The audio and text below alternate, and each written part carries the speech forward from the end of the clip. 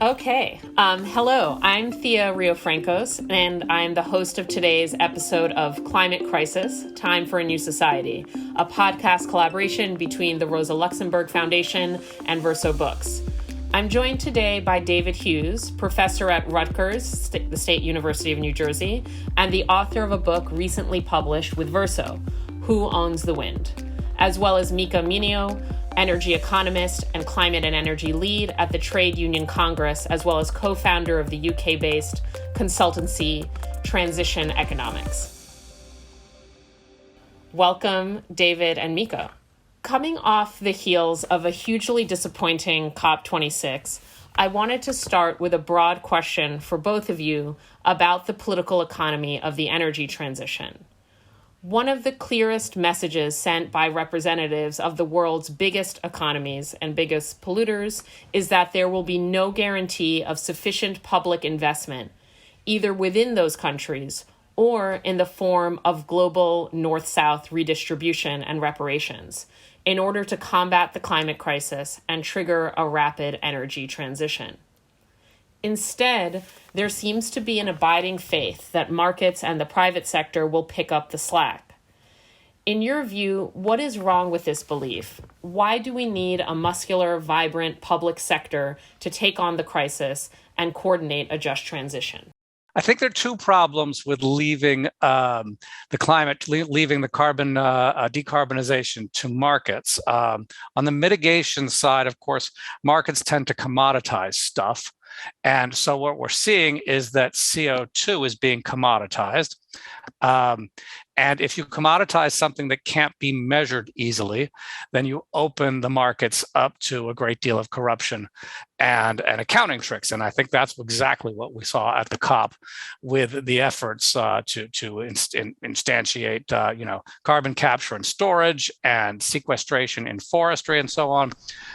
These are just ways to burn more fossil fuels, as we know. The other problem with markets has to do with the adaptation or resilience side. Markets tend to concentrate advantages in certain places and disadvantages in other places. And so a market in resilience or an adaptation will probably benefit the better off first and most substantially. So those are some basic. There are all sorts of other reasons that one might want to involve the public sector, but I can see that markets are not actually suited to this kind of job that we have at hand. I agree with a lot of that, and yes, also thanks a lot for having me on here. It's great to be here. It's great to be discussing this. It's also quite fun because as well as the new book, the book that's just come out called Who Owns the Wind, we actually also wrote a report called Who Owns the Wind, I think back in 2017, at the same time as I think David also wrote an article called Who Owns the Wind. So it's interesting that a lot of us were thinking on opposite sides of the Atlantic about who owns this and what does it all mean. In terms of markets and the private sector, I agree with a lot of the points about markets, but I think it's also just about the private sector, because actually a lot of the energy sector, which has been privatized, for example, in the UK, not so much generation, but let's say the distribution networks where electricity has moved around, and the transmission networks moved around from whether it's power plants or wind turbines, etc., to ultimately to energy users. Those are monopolies. Those are run largely in a non-marketized system by the private sector for private profit. So I guess even in contexts where we don't have a market, but the private sector is given the lead and the power, that's problematic. It's very we've got a lot of experience in the UK of wealth extraction by corporations from what are ultimately public goods, public resources, public services.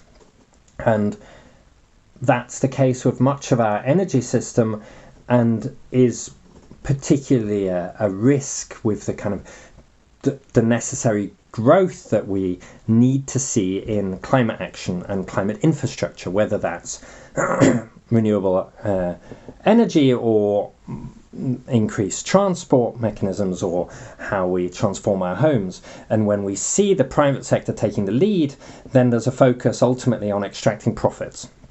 And that becomes the priority, not delivering the climate action at the pace that we need to see, or delivering it in at a level of quality that we need to see, or ensuring democratic control and democratic shaping by people, or ensuring that the jobs that are created are quality jobs, that are sufficient jobs.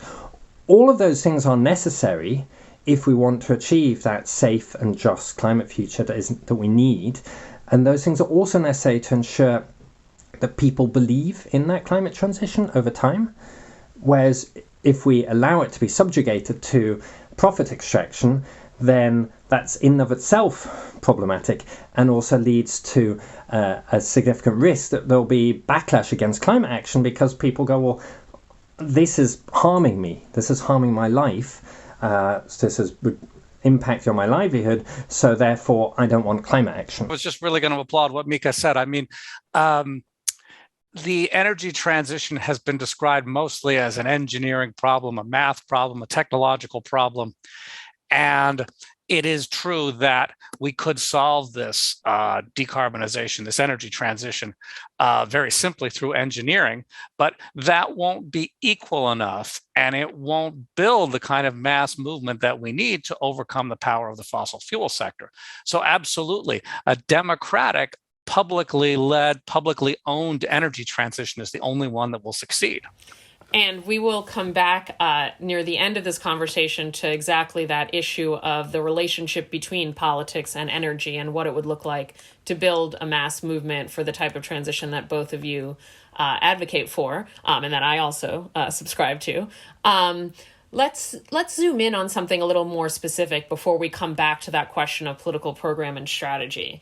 I want to talk particularly about one sector of the renewable energy economy that both of you focus on in your work, which is wind power. So I'll start with David. In your latest book, you state that we need to love and embrace wind turbines for the sake of saving the planet.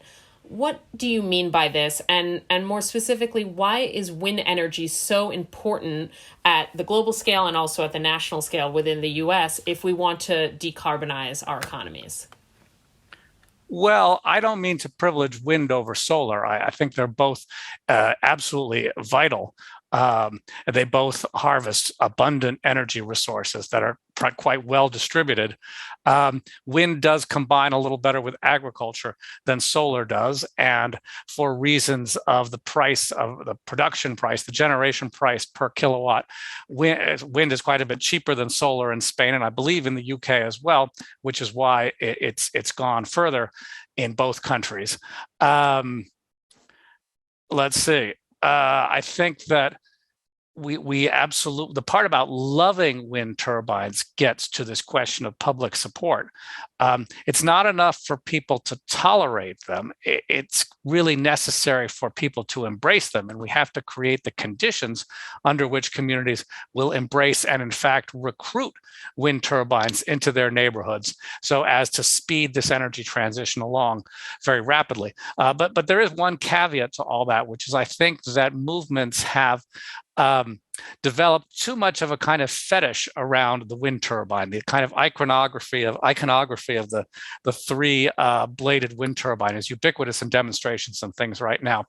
A wind turbine by itself doesn't reduce carbon emissions, and neither does a solar panel. What reduces carbon emissions is actually reducing carbon emissions by burning less in the way of fossil fuels. So to a certain extent, all this investment in renewables is a little bit of a distraction from what really needs to happen fundamentally, which is divestment from fossil fuels. Thanks for that. That makes sense. And we're going to dig in a little bit into those local land use politics and what might make communities not just, as you say, tolerate, but actively embrace and take ownership, no pun intended, over the wind sector in their communities. Let me go to Mika, and then we'll circle back to that piece. what is the role and potential of wind energy in a just transition for the United Kingdom? And if you could also say a bit more, and this maybe follows on some of your earlier comments about the kind of economics of the wind sector. Who currently owns wind energy? I get the sense that it is private domination, but not per se a market mechanism. Who benefits from it economically, and how might this be changed for a more just and equitable form of wind power? So I guess wind, and particularly offshore wind, is widely seen as a success story in the media and by governments and by companies in the UK. The UK has more offshore wind installed than any other country in the world. We used to have more than the entire rest of the world put together. That's no longer the case, and that rapid deployment is going to accelerate over the next 9 years at least, and probably beyond that. And that's tends to be described as a success in driving down the costs of wind. That obviously has happened globally, but particularly in offshore wind, that's largely been because so much of it has been deployed quickly in the UK. But as you said, we need to ask all questions. Well, who benefits from that, and what does that mean on a broad level? Because ultimately, of course, in the first place, the wind doesn't really belong to anyone. If it belongs to anyone, then it belongs to the people. It's a common resource. The seabed, to a certain extent, belongs to the Queen largely, and then can be licensed out. But really, essentially, if it belongs to the Queen, it should be belonging to the people. Now, when you look at who does own wind in the UK, it is actually a majority owned by public companies, publicly owned enterprises. They're Norwegian publicly owned, Danish publicly owned, Swedish, German. In fact, the city of Munich, which is very far in the south of Germany, a long way away from the sea, owns a big part of an offshore wind farm off the coast of Wales. So it's majority public owned, but not by people living anywhere near those wind farms. And there's one wind farm in Scotland, in fact, which is publicly owned by a research centre. It's offshore at low tide, and when the tide, it's onshore at low tide. It's on the beach effectively. So when the tide comes in, then it's in the water, and when the tide goes out, it's on the beach.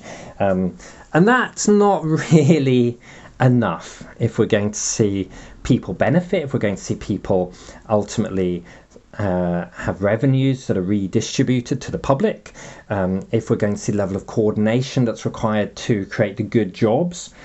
Because of the privatized process that we've seen, there's actually comparatively few jobs in offshore wind in the UK. Now, offshore wind plays a large part of the promise of green jobs. That you don't need to worry about fossil fuel jobs going, because there will be jobs in offshore wind, and then will be the Saudi Arabia of wind, and many. There's a lot of promises like this from companies, from government, and also from the green movement and the climate movement.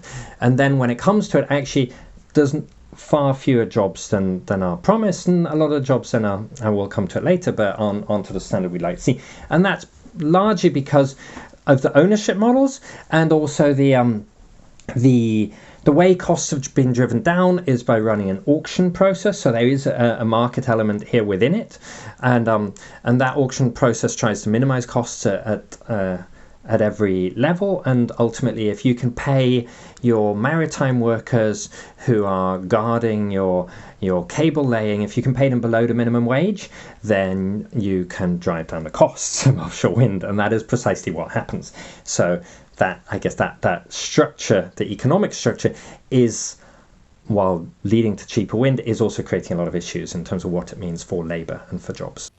That makes a lot of sense, and kind of leads us well into our next set of questions, which are going to be around the politics of who supports wind projects and who does not. So the first question around that I want to pose to David, and then I have a kind of parallel question for you, Mika. So one of the contentious aspects of wind power is the kind of local land use politics. It's interesting to maybe think through how offshore wind skirts around that particular point of contention while potentially raising other points of contention around who benefits economically and where the job growth is. But David, you look at onshore wind, let's say, and you look at some of the conflicts and local pushback around those wind farms.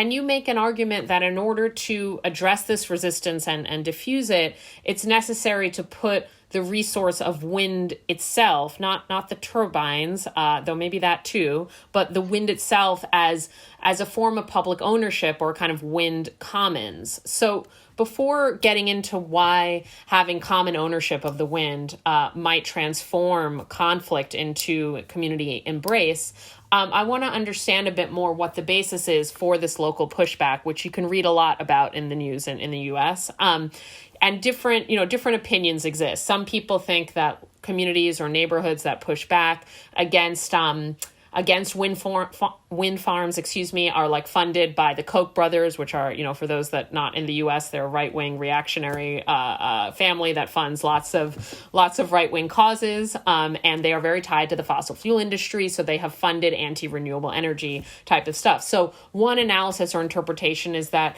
these local communities or neighborhoods are funded by entities like the Koch brothers. Another very different interpretation is that it's a valid local response to so-called big wind, so to big wind corporations, whether private or public, as Mika noted. Some of them are state-owned from other countries. A response to big wind dispossessing local land, threatening other land uses and other economic livelihoods.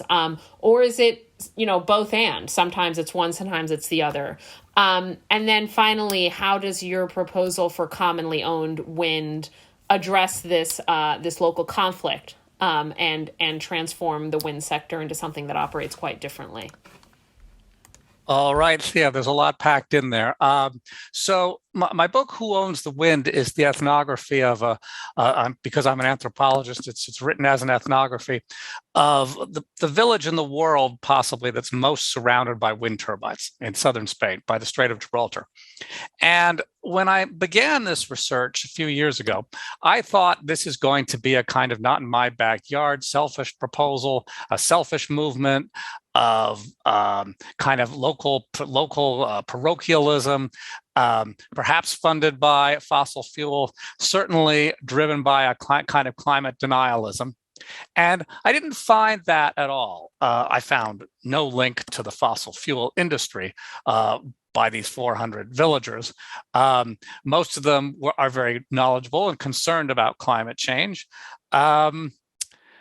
But they're also concerned about their landscape, which is a kind of rolling hills of wheat and sunflower and cattle. And they've grown up there.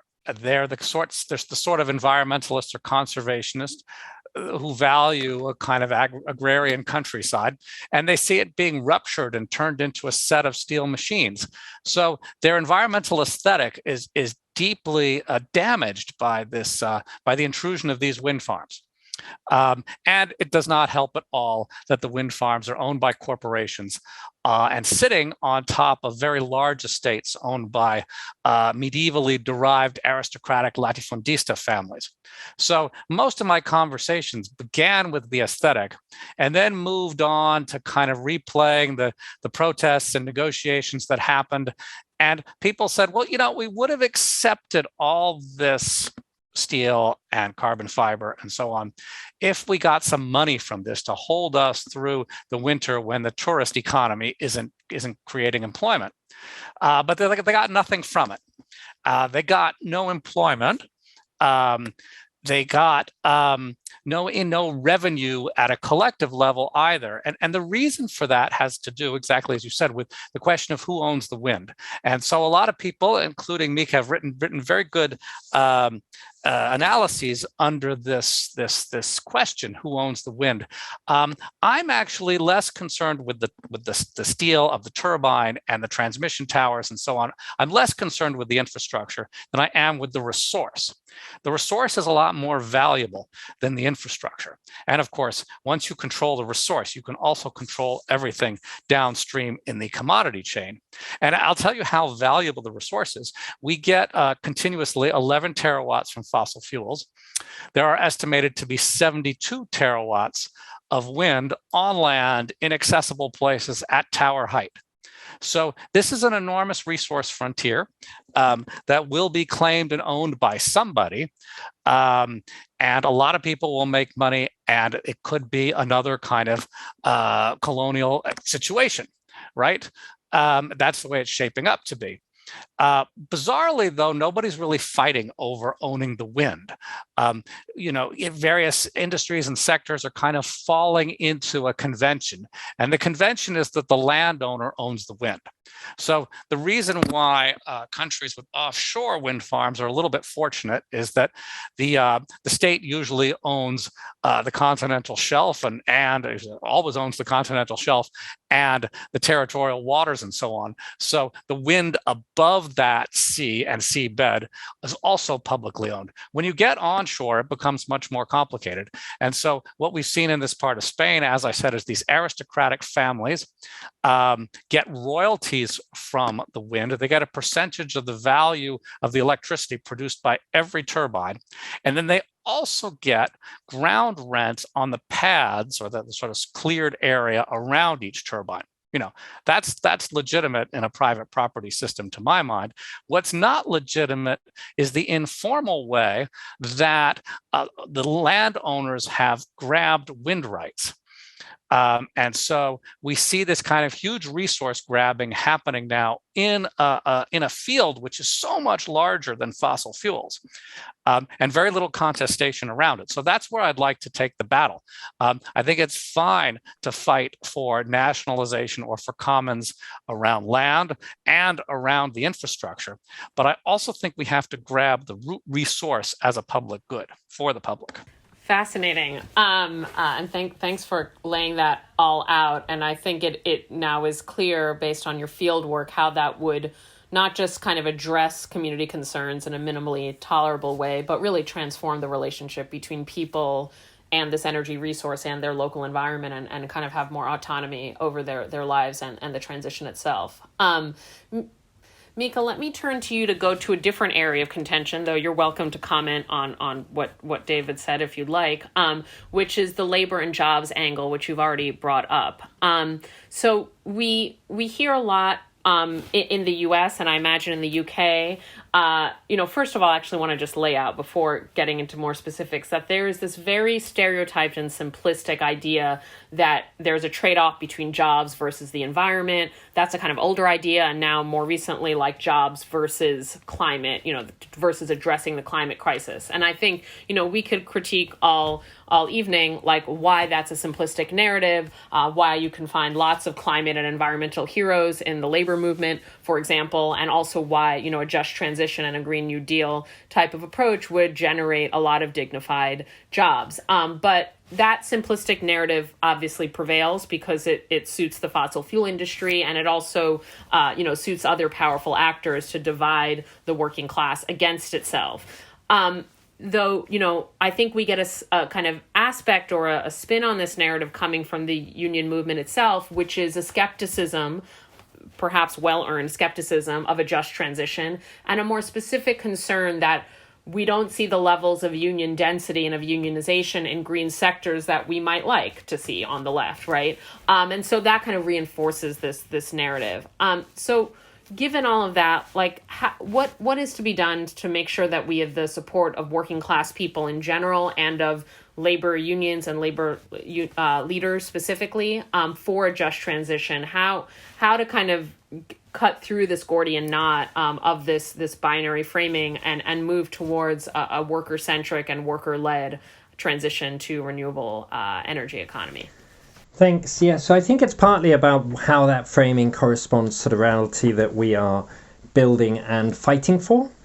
So I guess to come to people's, if we talk about people's experiences working in relevant jobs to this conversation. So if we think about high carbon jobs in the UK, whether that's a job working in a coal plant. For example, West Burton A coal plant is scheduled to close 2022. Most of our coal plants have already closed. There's a couple left. They're all closing pretty imminently. Those jobs are pretty high quality.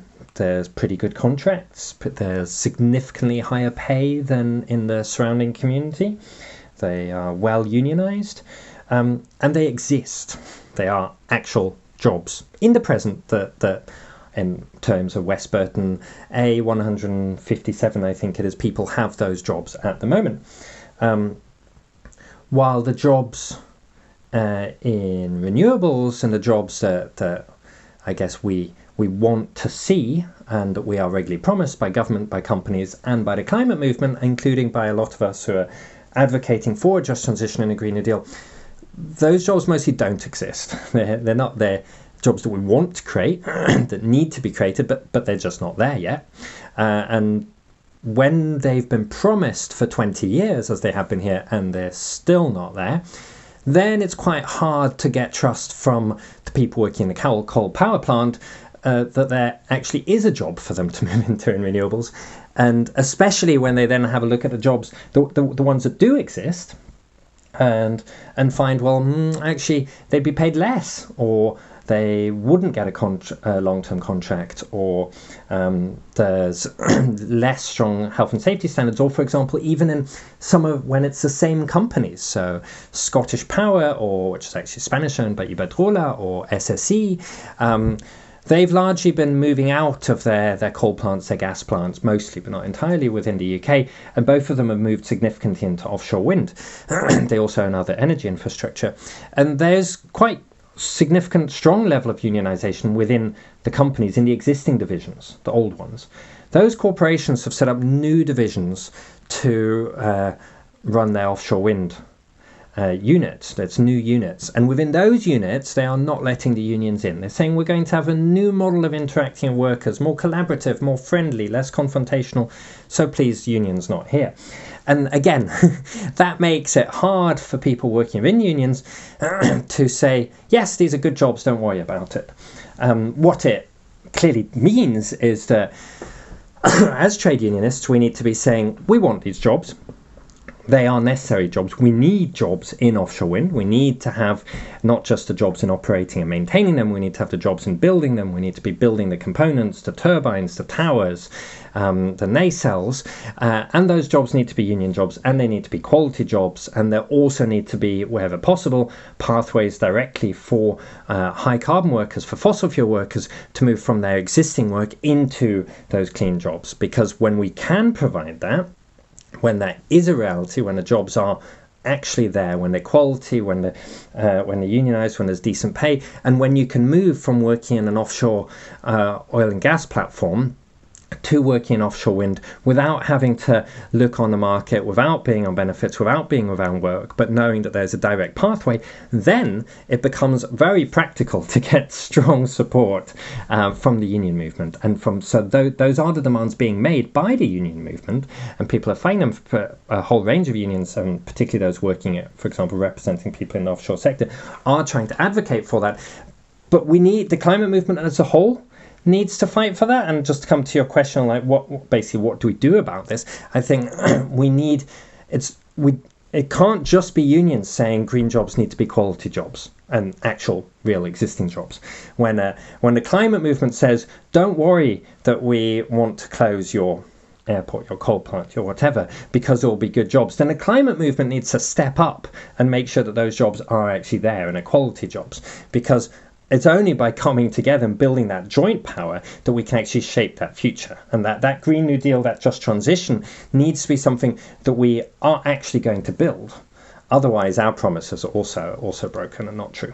Mika, let me ask you a little bit more about what you just said. And I'm kind of, I want to ask you this because it's of great interest to me, but I also think it's important for the left to address as we're thinking through the precise economic policies that we want to advocate for in a just transition. So, and what I want to talk about is the supply chains. You've already mentioned this a little bit, namely the supply chains that produce wind turbines, which, like all capitalist supply chains, are spatially dispersed, are kind of segment countries into different roles in a global hierarchy, reserving the least value-added, most toxic, most labor-intensive parts of the value chain for the global south, or in some cases for peripheries within the global north, and reserving the higher value-added parts for global north countries, workers, and companies. And so that basic inequality, with some specific flavors to it, persists with the wind turbine industry, to my knowledge. And I'm basing some of this on a quite good, I thought at least, LRB essay by James Meek, which delved into the economics behind wind turbines. So, in response to that, one response that I've seen leftists advocate for and trade unionists advocate for is kind of what it seemed you might be mentioning or proposing, which is onshoring. No pun intended, right? Because this might be offshore wind. But what I mean by onshoring is that you try as much as possible to domesticate production so that local labor unions can get the jobs and, the local revenues of that filter out to the broader community. The problem with onshoring is that it is in tension, to some extent at least, with a left commitment to internationalism and also to global equity around the production of these essential green technologies. So I know that's a big question. You can take whatever piece of it makes sense to you, but I'm just curious, how on the left should we confront these globalized supply chains? And is onshoring the answer, or is something else the answer? Yeah, no, it's a good question. And I mean, it's an ongoing challenge that we've, I guess, all been grappling with for 20, 30 years, not just in terms of energy, but also, for example, in terms of food production. Is it better to have more local food production here in the UK, or is it better that we rely on food grown often in global south countries and very extractive processes and the exploitation of global south labour to make sure that I can go and buy some cheap veg in the supermarket here around the corner, and I guess that we can either try and maintain we can try and maintain the existing trade relations that exist to some extent. I don't think that those deliver global justice or good working conditions in the global south. Does onshoring in itself lead to better working conditions in the global south? No. Does a more decolonial approach to trade that involves paying climate reparations, sharing technology, and providing the investment to create global south-based supply chains that support global south renewable deployment do that? I would say yes. So for me, the outcome that I'd like to see would actually be that we, yes, have a strong supply chain in global south countries, but that's not purposed primarily to deploy offshore wind in the UK, but to make sure that we've got global offshore wind deployment in Africa, in South America, in Southeast Asia. And at the same time, that in the UK, if we're going to have buy-in from communities long-term into offshore wind, people need to see the jobs in the construction phase, in the manufacturing phase. We've got massive offshore wind farms being deployed now, let's say Dogger Bank, multiple wind farms there. Once those are running, they're going to be multiple gigawatts. Once those are running, you're going to have between 50 to 100 people working on them, maintaining them. That's not that many jobs for something on that scale. The significant job creation that can exist is in the phase of manufacturing and of building and constructing. And there we do need to see more local production. You're right in your general statement that the least value-added work happens in the global south and the higher value-added in the global north. But what's interesting, I'd say particularly, is that there's a lot of nuances there, and that the UK as a country that's deployed more offshore wind than any other country actually has very little of the significant value added. The jobs that exist here are the very final putting it out at sea, not the actual value added manufacturing process. Where those tend to happen is often in countries that have more active industrial strategies, where the state is more hands-on, where there's more public investment going in. That's where you see those. So it's partly about how prepared is the state to say, here's a new part of the economy, the climate transition, and we're going to support that existing here. Very interesting. David, let me bring you back in. Do you want to address this question of jobs and economic benefits and how those are kind of distributed within polities or transnationally and in relation to wind power?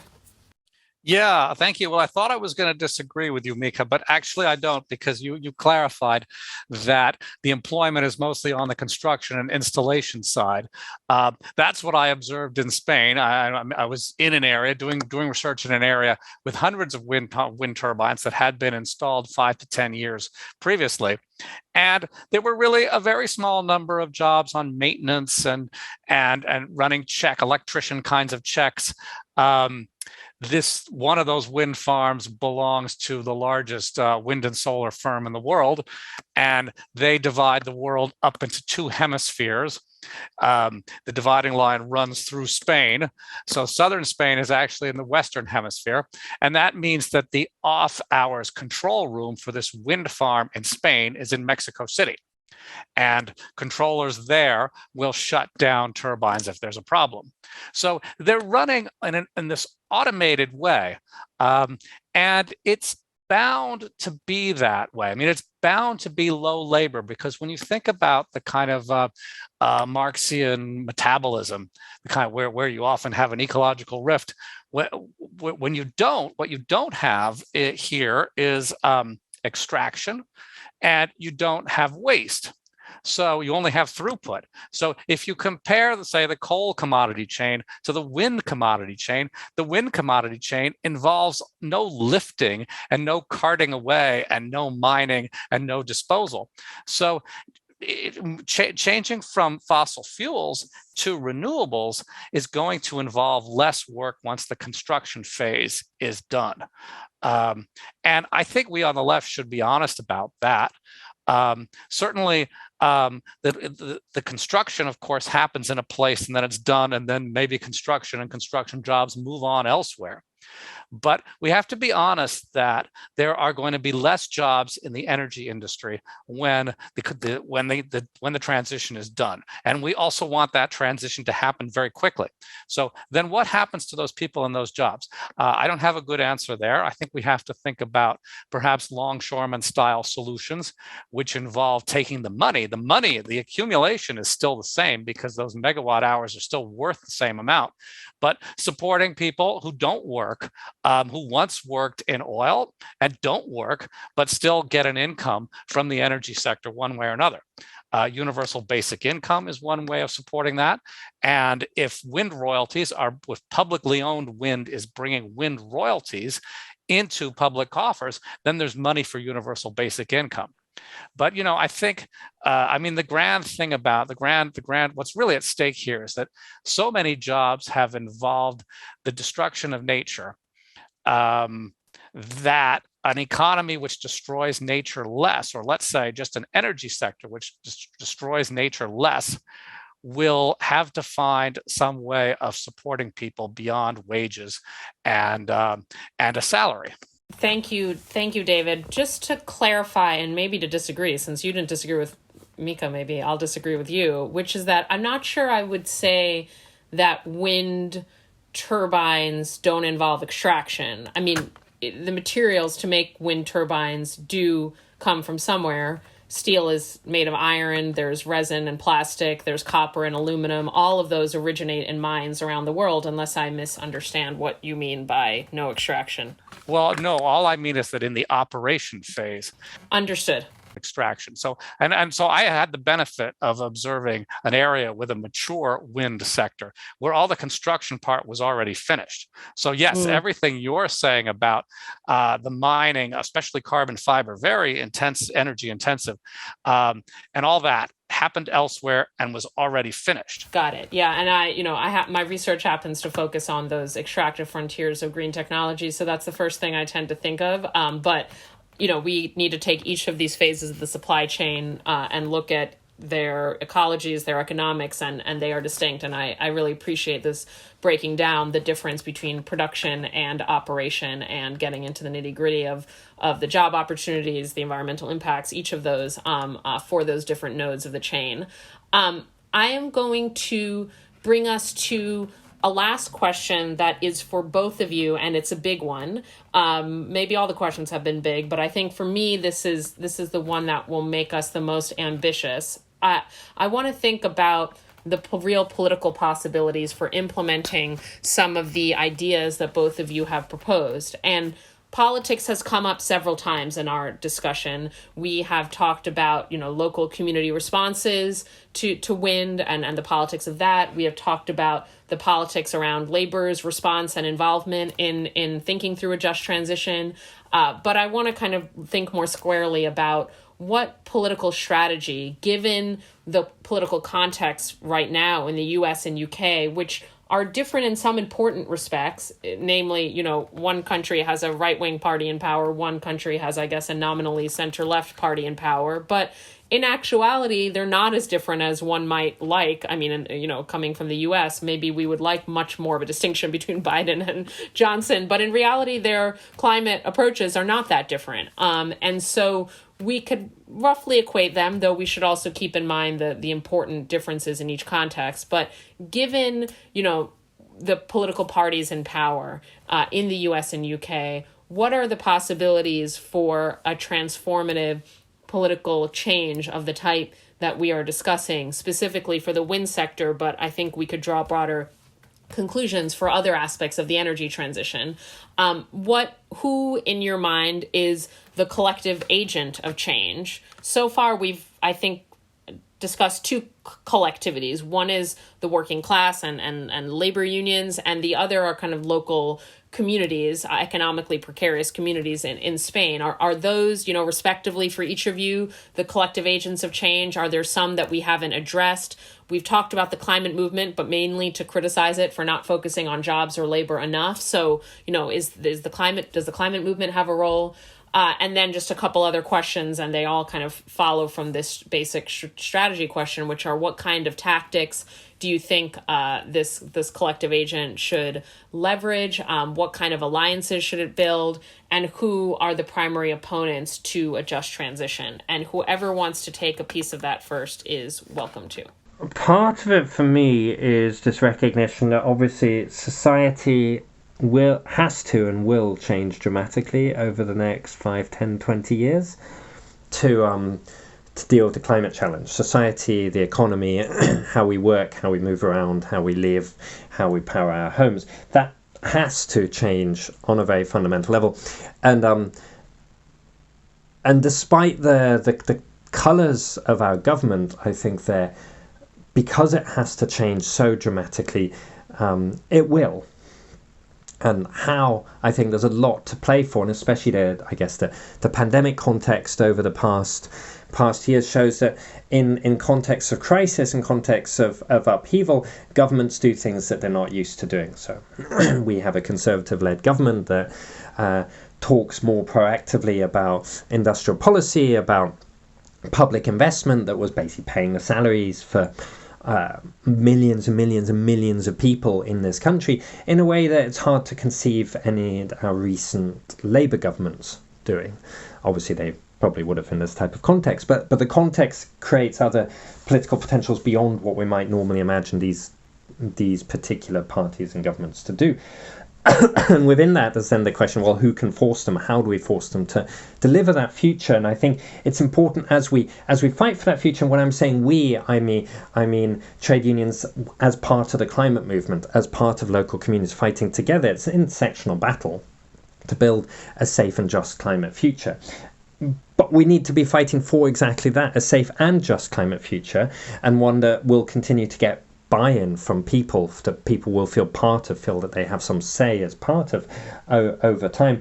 And I think it's sometimes because of the desperateness of the climate crisis, we sometimes revert back to asking for scraps, or at least accepting scraps, that we can be very excited, and the movement can kind of go, yes, it's amazing that this company, let's say Ørsted, Danish, largely publicly owned wind company, is deploying these offshore wind turbines and isn't that great, and can kind of give a boost to the corporate delivery that we are currently seeing in terms of climate action, and not include actually corporate delivery, the current corporate delivery of climate action is at high risk of backfiring in terms of bringing people with it down the line.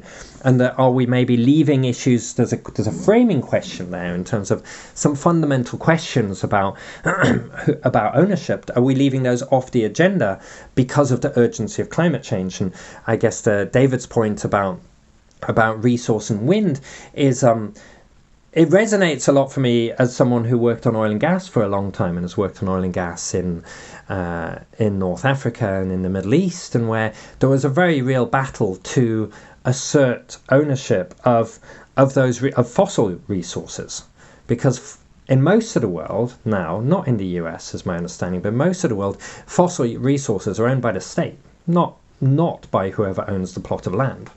It's just understood they're a natural resource. They belong to the state and to the people ultimately, and that therefore you're drilling from a plot of land, you pay ground rent, but you need to pay the state rent, not rent in terms of like demand, but you need to pay the state for extracting that resource that belongs to the people. And wind is a similar resource that belong, and we, I think, making that argument and going that, achieving it as fighting for recognition that those resources that are going to power the climate transition have to be owned by the people. And we should be fighting for that as the climate movement as a whole, because that's a necessity to achieve a successful climate transition. It's not just about some jobs because that's a nice thing. It's a necessity to actually achieve a successful climate transition. Thank you for tackling that big question.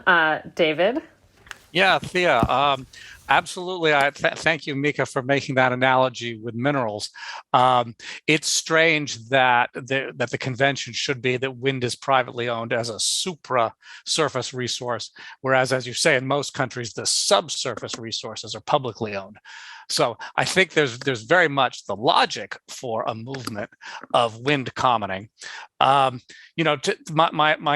broader answer to your question, Thea, and I'm going to try to bring it back to the U.S. a little bit, to my own country and your country, in the context of two forms of energy democracy. Or two connections of energy democracy to other things. So there's a racial justice aspect here. 98% of the land in the US is owned by white people. That's according to the US Department of Agriculture, the last time they had the guts to do a study of this nature. So I wouldn't want to come to a situation some years down the road when wind is a very profitable sector, more profitable than fossil fuels, and find that 98% of that sector is owned by white people. That would be a perpetuation of horribly deep forms of inequality in the US, and we have an opportunity to, in fact, to break that cycle now with the wind commons. The second point is something we really haven't talked about so far. And this is not in my book. It's in some articles I've written for Boston Review, the magazine. And that has to do with bringing renewables into urban areas. What corporations want to do is build large wind and solar farms out in the countryside or in really remote areas or offshore, where it's hyper efficient to do the installation. It creates fewer jobs in the construction, even in the construction phase, to have these large, gigantic installations. So the capital accumulation is larger. And it's depriving urban areas of that capital accumulation. It's also depriving urban areas of resilience, because distant wind farms depend on the grid, on these high tension lines, which in the case of a hurricane or a fire, they fail us. In the deep freeze in Texas, they failed us. And so what we need for resilience and for energy democracy is to have generation in cities. And you can do that through a wind commons and through different designs of wind turbines. I'm thinking of the vertical axis ones that can go on roof lines. And then I'm thinking on solar about a practice that I call solar homesteading, which is where community organizations reclaim wasted sunlight from privately owned roofs. essentially using the stick part of the old 1862 homestead to extend the public domain, to reclaim for the public domain underutilized resources. Yeah, so sunlight, like wind, is a resource that we barely see. And in terms of the movements that could do that, yes, community groups and racial justice groups.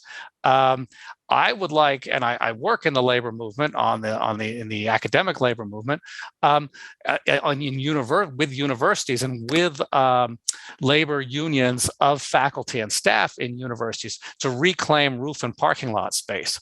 And so one kind of bargaining for the common good demand that unions can make is to say that we want this roof and parking lot space or warehouse roof space. We want it to generate electricity for the health and safety of us and of the communities.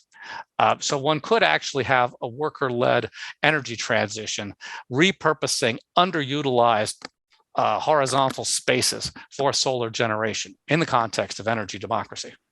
Well, fascinating responses, both of you. And I sense we could have a whole other set of questions, maybe another time, around this issue of the scale of the energy sector, right? So David is bringing up this point about some degree of decentralization and distribution in order to buttress resiliency. There are, competing ideas around nationalized transmission lines, and then there are ideas such as those that we propose in our book, A Planet to Win, that combine national and localized in a sort of nested way. And so there's a lot to talk about with scale and the different energy resiliency, but also job and economic distribution benefits of different scalar approaches. But I leave that for another day.